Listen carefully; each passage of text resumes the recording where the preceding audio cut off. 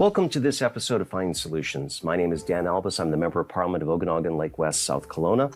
My constituents have asked me to make healthcare a priority. And I hear the same message when I go door knocking again and again. They want their elected officials working on better access, better outcomes, and better value for patients and families right across our great country. We also know the hard reality: long wait lists, hallway medicine, healthcare workers bending over backwards to keep the system running. That's why I've been reaching out to people who are doing the steady, practical work of improving care. One idea, one partnership, one step at a time. They may not be making headlines, but they're certainly putting in the work that helps people and helps our healthcare system to improve. And today, I'm very happy to say we're joined by Dr. Stuart Edmonds, Executive Vice President, Mission, Research and Advocacy at the Canadian Cancer Society. Stuart joined the Canadian Cancer Society in February of 2020 following the amalgamation with Prostate Cancer Canada, and he now leads research and advocacy teams. And before that, he spent 8 years at Prostate Cancer Canada leading research, health promotion, and survivorship. And he's also held various roles across the National Cancer Research Institutes and government agencies. And he also holds a doctorate in pharmacology from Oxford University. In this conversation, I'm looking forward to connect a bit with Dr. Edmonds on his personal path to his work at the Canadian Cancer Society, and then getting to clinical trials and other subjects. So Dr. Edmonds, thank you very much for making time and being here today. And thank you for the work you're doing at Canadian Cancer Society.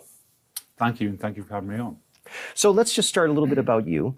What first drew you to cancer research and advocacy, and what has kept you committed to the cause over that time? Wow, that's a big question to start with. So really, what drove me into cancer research was, I wanted to do research. I wanted to study, how the biological system worked, and really understand more to impact people. So really research, get more knowledge to understand how we can treat diseases. And what led me into cancer was personal experiences, family members being diagnosed, and that really drove me on to kind of really want to find more and learn more about how we can better prevent, detect, treat cancer. And really, and I pursued my research career, and then I started to get into advocacy, because really research can end at a certain point where you have to start thinking about how you can get that applied and adopted into the healthcare system, and that's where advocacy plays a big role in how we can bring the research to the patient populations to actually improve cancer care across the board. Well, we've had a number of briefings from the Canadian Cancer Society at the All-Party Cancer Caucus. And I have to say, it's taught me a lot. And I also have to say, one of the things I hear from other members of parliament and senators is they are so amazed with the variety of things that the society does to try to bring partnerships together. So for listeners who know the name, but maybe not the scope, what does the Canadian Cancer Society do practically when it comes to research, support, and advocacy? So the Canadian Cancer Society does a wide range of activities to really support people affected by cancer. So we have a number of prevention programs to support people actually that may want to stop smoking or to lead healthy lifestyles to prevent cancer. We also have a number of programs to support patients as well, whether that's online chat rooms or lodges to actually allow people to stay when they're getting the treatment, or providing travel to treatment. These kind of services are really, really important, particularly if you live some distance away from the centre where you're getting treatment, or you actually you can't afford to actually pay for travel to treatment or stay in a hotel locally where treatment is being delivered. So these are really important services we provide to patients. And then when it comes to research, we're one of the largest funders of cancer research in the country. We fund research across all areas, across all different types of cancers, across all areas of research, from lab-based research to clinical trials to epidemiology and health services research. And again, across the continuum from prevention through to palliation research. We're one of the only organizations that do that. And each year we spend more than $40 million on really exciting research that's going to make a difference to how we prevent, diagnose, and treat cancer. And over the 80 years we've been funding research, we've had a number of significant breakthroughs that have really changed how cancer is being managed across the country and benefiting many, many Canadians. And then when it comes to advocacy, we've had a significant role in advocating for healthcare changes, health policy changes such as tobacco control, warning labels on cigarettes, and more recently on really ensuring that people, when they're going through a cancer treatment, are supported by the healthcare system, whether that's an increase to EI sickness benefit or job protected leave across the country. We've really tried to champion the ability for people to get access to their care when they need it and at low cost to the patient. So from your vantage point, what's changed in the last few years the most for you? Maybe positive, maybe negatively? I think the biggest change is really we're seeing more and more therapeutics coming online now. And this may not be in the last 2 years, but maybe in the last 5, that we're seeing more and more options for patients in terms of getting treatments. And this is a huge impact on patient survival, prolonging people's lives. Now physicians have an arsenal of drugs to be able to really help patients, and it's not just drugs. It's how we're changing how we do surgical procedures, how we provide radiation treatment. These have changed significantly over the last few years, and more people are surviving cancer than ever before. Which is an extremely positive thing. But what is making it more difficult for you from an advocacy perspective with so much change? Well, it's a great question. I think that one of the biggest challenges we're finding right now is, particularly, I talked a bit about access to treatment. Mm-hmm. At the Canadian Cancer Society, we started to look at kind of how we can improve access to treatment across the country. It's challenging in Canada. We have barriers to access in terms of geography is a huge barrier, and cost is another barrier. But when we started to look at access, we looked at the early access to treatment and diagnostics, and that's around clinical trials. We really want to improve access to clinical trials in Canada. It's often the first opportunity for a Canadian to get access to a novel therapeutic that could potentially be life-saving. And so we set about thinking about how we can improve the clinical trials ecosystem in the country. And this is, obviously from our perspective, we're very patient-centric. We want to make sure that patients have access to the best treatments as possible. But also it's from our research perspective where we want to ensure we have an ecosystem where our research has a pathway to have an impact on a patient population too. So to really ensure that we have this made in Canada pipeline for novel cancer therapeutics and diagnostics in Canada. And it actually means that we can have a kind of a made in Canada or made for Canada approach to our research as well. So clinical trials was an area where we identified as somewhere where we really wanted to spend some time and advocacy focus. No, I was very happy the Canadian Cancer Society held a conference right here in Ottawa, and I got a chance to speak with some of the attendees and to hear some of what some of their hopes were for the system. So, all of that culminated in an action plan report that was put together and tabled last December. Could you maybe just tell our listeners a little bit more about what you found in that process of engaging for so many experts across Canada? Well, we as you say, we embarked on a very broad consultation process. We consulted with over 140 individuals representing 50 organizations from coast to coast, and not just cancer, more broader in the health sector as well. Really getting the expertise of all clinical trialists, people involved in clinical trials from across the country, and so that really represented healthcare organizations, people with lived and living experience, people that do clinical trials, and the pharmaceutical industry as well, which is not many activities like this actually engage stakeholders to that degree. But we wanted to do a very comprehensive consultation to really understand what were the challenges that we all experience in our clinical trial system, and set about developing solutions.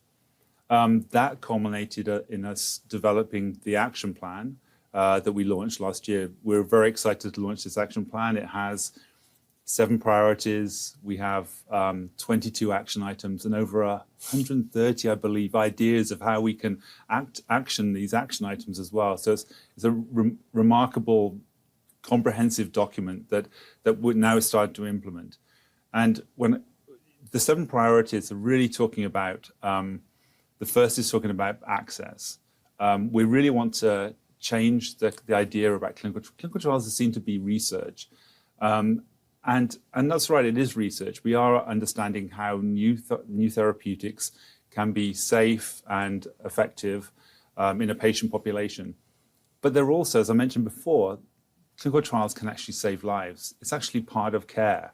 So we want to make sure that patients have access to clinical trials, have the choice of being involved in a clinical trial at point of care, and not seen to be only offered a clinical trial when it's a last resort in terms of no other therapy available. It should be, the patient should have an opportunity to be involved in clinical trials early on. The second priority is around efficiency of the system, and really whether it's regulatory efficiency or administrative efficiency. We have a lot of really interesting pilot studies that go on in certain jurisdictions to try and improve efficiency. But we need to amplify those and spread those scale those across the country, and really improve kind of how quickly we can get clinical trials started in the country. The third is about awareness of clinical trials. As I mentioned before, clinical trials sometimes seen as being kind of research on patients, and we need to kind of destigmatize that a little, but also just make sure that patients and clinicians are aware of what clinical trials are available in their neighborhood, that they can get access to these clinical trials. The fourth is around data, making sure that clinical trials data is linked to health data. It's collected in a way that is standardized across the country, and so we actually have a huge clinical trials data set that we can actually access, and it would be useful. The next is around human health resources, and we know this is a huge issue, and you kind of alluded to that at the beginning. We know that there are challenges in providing just healthcare right now, so we need to think about kind of how do we provide healthcare, and that includes clinical trials, and make sure we have the human resources to be able to do that. The next is around making sure that Canada is a competitive country for global clinical trials. We hear from industry partners who want to launch phase 3 clinical trials that they sometimes are challenged in actually selling Canada as a place to run clinical trials, largely because of some of the inefficiencies that I mentioned, or the lack of efficiency in kind of launching clinical trials. And so we want to make sure that clinical trials come to Canada, particularly phase 3 trials that involve like 500 to 1,000 people, that are really the kind of the end result of the clinical trials, that Canadians get access to these clinical trials. And the last is about research funding. We need to continue to fund more research and fund more clinical trials from whether that's federal, provincial government, or charitable sector as well, and pharmaceutical sector as well, funding more clinical trials. So that's the 7 priorities. A lot of detail there, but it's really excited to start this implementation process now. We had an implementation workshop, and now we're starting to kind of divide off into work streams to really bring this to life and make a difference. What I like about your comprehensive answer is, and by the way, we'll make sure that the report, there'll be a link in our show notes, so viewers who want to see it and want to read a little bit further into each priority, we probably don't have time to go through all the recommendations and ideas you have.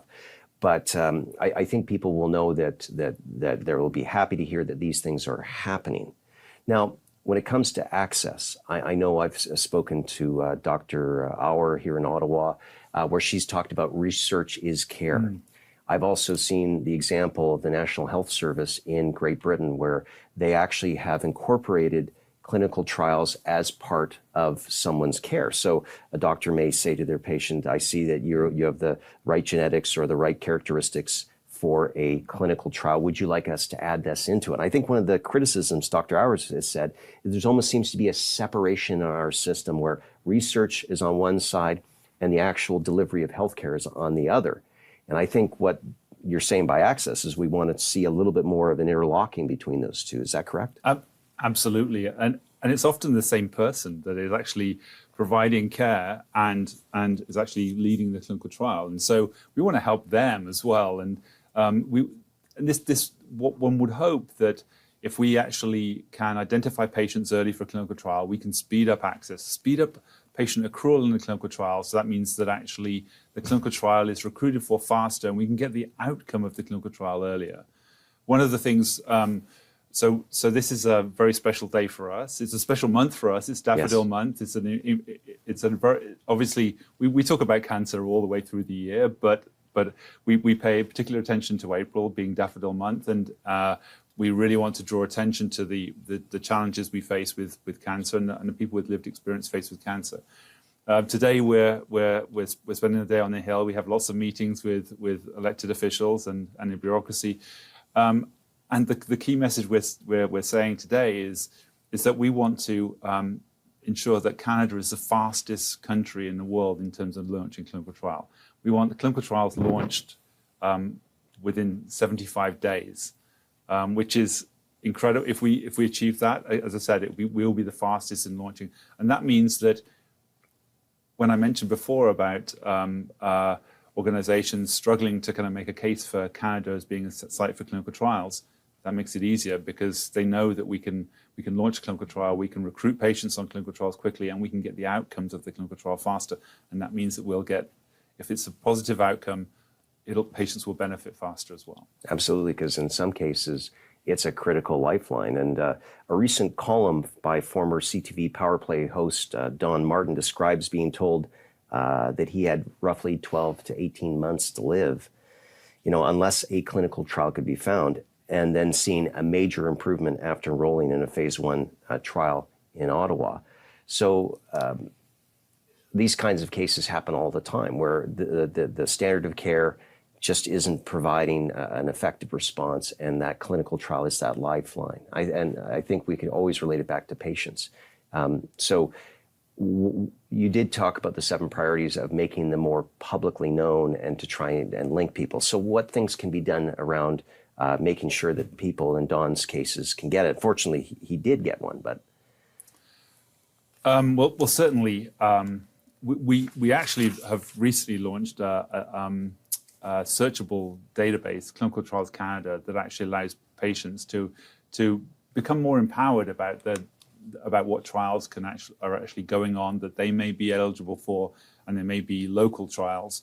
So that's a very practical way that we can support people with lived experience, understanding what trials they may be eligible for. I think the story you mentioned about Don Martin, I think it's fantastic that he responded to the treatment, the clinical trial, but it's disappointing that the trial may not continue. And I think that's where we need to we need to provide a system where those trials can actually continue and have the funding they need, because there may be other people like Don who would benefit from that treatment. I think there's also a piece around understanding more about why Don benefited from it, why he responded so well to that drug. And we're in an era of precision medicine now, where we really are targeting drugs specifically to the features of a cancer. Before it was really about trying a drug that we know helped many cancers, but many people didn't respond. This is much more much more precision treatment. And so if we can understand what the characteristics of Don's cancer that allowed him to respond so well, and then we actually understood that in other patients, that would be fantastic. We could save many more lives that way as well. And there are going to be certain, I know, for example, that there are certain standards of care where 10% of the population may not respond to. So being able to figure out if they have those genetic markers that make their cancer treatable by the standard, I think is so incredibly important. And I think that it does raise the question, though, do we have a system in Canada that helps people to take those opportunities, to know where they're at? I don't think we have that across the country. We're certainly getting better, and it's certainly an area of focus for our advocacy as well, and how we can actually bring on board these new technologies, whether they're genetic testing, whether they're better imaging technologies, to actually be able to understand more about a patient's cancer, to actually provide them with the treatment that's going to be most effective for them. Yeah, it's a very exciting time. Now, one other thing I've heard from the academic clinical trials, because I guess there's a difference between what some larger companies will put forward and fund, and what academics will do. But one thing I've heard is that a lot of these clinical trials involve so much red tape that one official told me that it's like they hear the comment one and done. Like they'll do this one clinical trial, get through all the paperwork, trying to make it go, and then they're done. They don't want to do another one like that. Is this something that the action plan addresses? Certainly does, in trying to reduce the administrative burden of clinical trials. Try to, I mentioned that we have a number of initiatives in the country that are really trying to reduce that red tape, if you will, to be able to learn from one another, and when it's when if you have a multi-center study, and many of the large clinical trials are actually based in many hospitals. Each hospital will have its own contract with the sponsor of the trial. And you can imagine the negotiation that goes on with every institution. If you actually had a standard contract for all institutions, it means that the time for first patient, between the time the first patient recruited to the last patient recruited, is much smaller. You don't want to have a 2-year time point from just recruitment, because then, as I said before, that delays the actual result of the trial. So you want to compress that, so you actually have all the patients recruited in a short period of time. You treat the patients and actually have the outcome you want to see.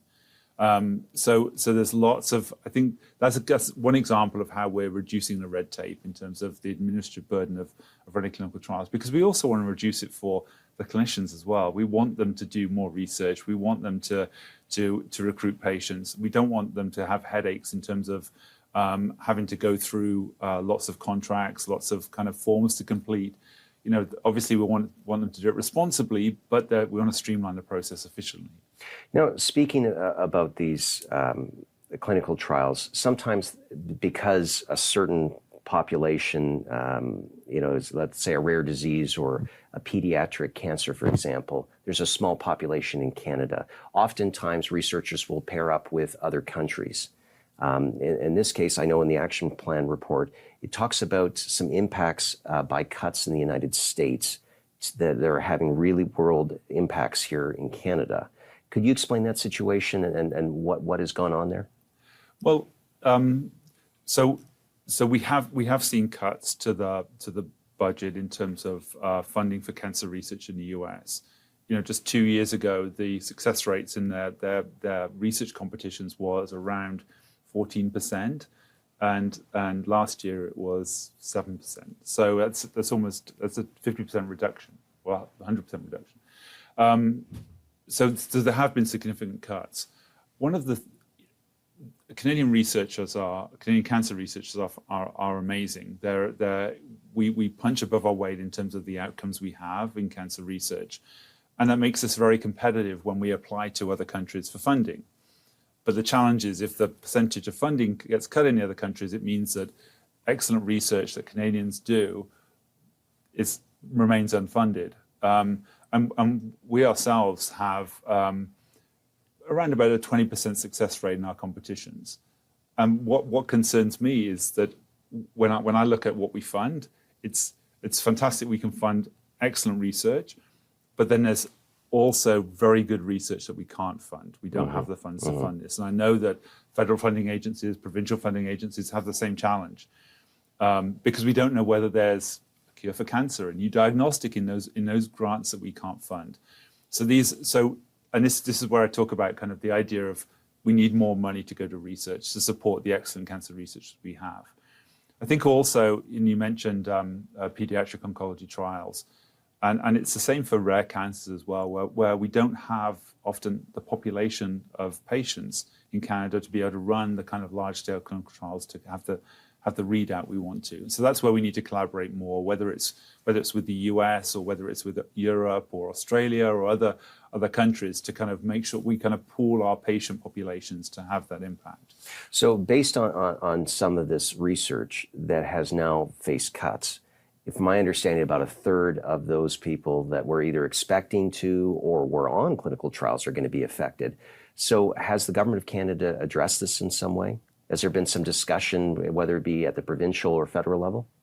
Well, certainly there has been some investment in clinical trials in the federal government. There's the Accelerated Cancer Trials Consortium is up for renewal right now, and that's actually a program of the federal government, of CHR, the Canadian Institute for Health Research of the federal government, funded over the first period of time, was doing a lot of work that actually is very much aligned with our clinical trials action plan. And so we're looking forward to seeing how the funding of that continues, because again, that will actually support a lot of the work that we want to do, and actually be an additional investment beyond what the federal government's already investing in cancer research. So again, I'll just state for the record that if people are being affected, I think people in government, provincially and federally, should be taking some kind of ownership over that, because we can't have it where people that this is their lifeline, that last chance. And to me, I think that's really important. So I know the Canadian Cancer Society works with all governments to try and get the best outcome possible, but I really do hope that someone is going to be looking at that, and I'll be making my own inquiries on that. Now, what about if we want better access to clinical trials, what things should my constituents be looking from their members of parliament? Like, what steps do you think? Is it just the funding? Are there things at the federal level that needs to have more attention so we can start to see more of this happening? So funding, absolutely. I think that prioritizing clinical trials is important. Recognizing that clinical trials is not research. It's part of care is important. The other aspect to this, and I mentioned data as being a big piece in the Clinical Trials Action Plan. I think support of Bill S5, the Connected Care for Canadians Act, I think is really important as to empowering Canadians to have access to their own data, but empowering researchers to have access to data as well. That will only benefit research and improve health outcomes in the long run. So maybe you can explain a little bit more, because that's the interoperability bill. So, what provisions in that is attractive to researchers, and what would the average citizen find attractive in regards to their own data? Well, the idea that actually data that's being collected across the country can actually be accessed by that could be standardized, collected in a standardized way, and be accessed by patients to empower those patients to actually be able to use that data to inform their own decision making. But then the research piece is really, if we understand what's going on kind of across the country, it's going to inform better decision making, and it will eventually improve outcomes. Okay. Well, now, obviously, it being Daffodil Month, I want to spend a little bit more time. What is CCS planning, and how does that connect to better outcomes for patients and their families? What things beyond the action plan do you want people to know that Canadian Cancer Society is on? So Daffodil Month, again, very important month for us. We're going to be spending time with MPs over today, but also continuing conversations over the month, really focusing primarily on clinical trials, as I mentioned before, critically important for improving access. We want to push the government to really go with that idea of 75 days to start a clinical trial, to make sure that we're the world leading country in terms of starting clinical trials. And that's going to benefit everyone. It benefits people with lived experience that can access clinical trials faster, but there's an economic benefit to this as well, in that bringing industry to Canada. So that's going to be our primary message about how do we just improving the efficiency of the clinical trial system in Canada. So is there anything that you'd like to leave with our listeners today, a hopeful message that you think that for people that have a family member or maybe themselves are struggling, or someone who's a survivor who wants to know that the system is getting better? Well, that's exactly it. The system is getting better. We're finding there's, every day we're finding new things, gaining new knowledge about cancer that's leading to new ways to prevent, diagnose, and treat cancer, but also better manage the side effects and the quality of life of people that have been treated by cancer. I feel that we've generated so much knowledge over the last few decades. We're starting to put that into practice more and more. And it's a tremendously exciting period. And I can see in the next 5 to 10 years, we're going to have more and more treatments, more and more tests that are going to identify which patients are going to better respond to treatment. So there's a tremendous amount of hope. Well, I'm glad that we can end on that note. And Dr. Edmonds, thank you for your time, your personal leadership, and your service to Canadians. Please send to the rest of the team at Canadian Cancer Society our thanks for the work you are all doing. It matters because cancer care is not abstract. It is a diagnosis, a wait. It also often involves an individual and their family looking for answers. And that really matters. So to everyone listening, thank you for being with us today.